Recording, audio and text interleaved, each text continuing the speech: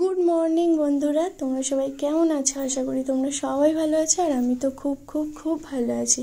তো আমার চ্যানেলে তোমাদের সবাইকে অনেক অনেক অনেক স্বাগত জানাচ্ছি। তো তোমরা সুস্থ থাকো, ভালো থাকো আর আমার পুরো ব্লগটা দেখতে থাকো। আশা করি তোমাদের অনেক অনেক অনেক ভালো লাগবে। তো সকালে দেখো কিছু কাজবাজ কমপ্লিট করে দেখো আমি স্নান করে নিয়েছি আর মেয়ে ওদিকে পড়তে গিয়েছে। তো এখন 8:30 মতো বাজে, ও 9টার মধ্যে চলে আসবে। তো ভাবলাম আমি তাড়াতাড়ি করে কাজবাজগুলো কমপ্লিট করে নিই। তারপরে দেখো পুজো দেওয়া কমপ্লিট হয়ে গেছে আর এদিকে আমি একটু মুড়ি বাতাসা ভিজিয়ে নিয়েছি। তো সেটাই আমি খাবো। একটু খিদে খিদে পেয়েছিল, সকাল টাইমটা একটু খিদেই পায় সবারই। তো বাড়িতে তেমন কিছু ছিল না, মুড়ি বাতাসাই ছিল।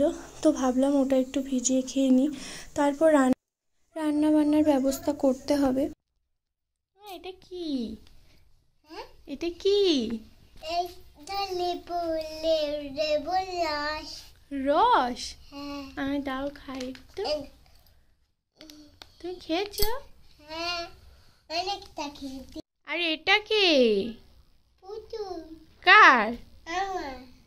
হ্যাঁ, কে কিনে দিয়েছে? কই দেখি, ভালো করে দেখি। বাহ, কি সুন্দর দেখতে।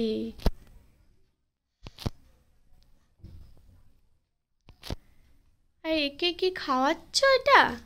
হ্যাঁ। তুমি খাবে না? হ্যাঁ। হ্যাঁ, হ্যাঁ। আচ্ছা, খেলা করে নাও, ঠিক আছে? দুধ করবে না, ভালো মেয়ে। তো তারপর দেখো দুপুরে রান্নাবান্না কমপ্লিট হয়ে গেছে। এদিকে দেখো ডিমের তরকারি আর একটা চচ্চড়ি করেছি সব রকম সবজি দিয়ে। তারপর দেখো এদিকে দেখি না সব জামা কাপড়গুলো শুকিয়ে গিয়েছে, তো ভাবলাম এগুলো সব তুলে নিয়ে ভাঁজ করে রেখে দিই। তো দেখো তারপর একেবারে সন্ধ্যাতেই তোমাদের সাথে চলে এলাম। এদিকে দেখো চা করেছি আর মুড়িটা মেখেছি আর এদিকে আছে চপ।